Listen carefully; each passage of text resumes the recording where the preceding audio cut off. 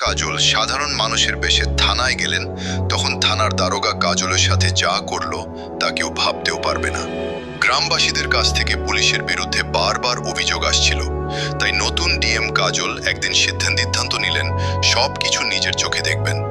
সেদিন তিনি সাধারণ সালোয়ার কামিজ পরে ছদ্মবেশে থানায় পৌঁছালেন। তিনি দারোগার কাছে গিয়ে শান্তভাবে বললেন, স্যার, আমার বাড়িতে চুরি হয়েছে, একটা অভিযোগ লিখে নেবেন।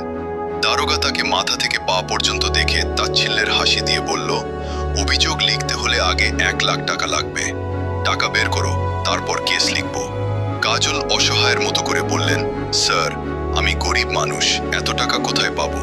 এ কথা শুনে দারোগা রেগে গিয়ে কাজলের গালে একটি জোরে থাপ্পড় মারল এবং কলার ধরে বলল, টাকা নেই তো এখানে কি করতে এসেছো? ভাগ এখান থেকে। কাজল আর কথা বাড়ালেন না। তিনি শান্তভাবে নিজের ব্যাগ খুললেন, ভেতর থেকে একটি সরকারি পরিচয়পত্র বের করে দারোগার টেবিলের উপর রাখলেন। তারপর দৃঢ় কণ্ঠে বললেন, আমি এই জেলার নতুন ডিএম কাজল, আর আপনার চাকরির সময় এখানেই শেষ। মুহূর্তের মধ্যেই দারোগার মুখ ফ্যাকাশে হয়ে গেল, তার হাত কাঁপতে লাগলো, চোখ দিয়ে পানি পড়তে শুরু করলো।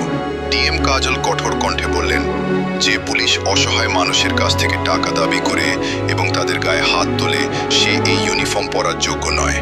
আপনাকে এখনই বরখাস্ত করা হলো। থানায় উপস্থিত সবাই স্তব্ধ হয়ে গেল। সেই দিন থেকে এলাকার মানুষ বুঝতে পারল, সত্যিকারের ন্যায় বিচার একদিন না একদিন ঠিকই আসে। আপনি যদি মনে করেন ডিএম কাজল ঠিক কাজ করেছেন, তাহলে ভিডিওতে একটা লাইক দিন এবং চ্যানেলটি সাবস্ক্রাইব করতে ভুলবেন না।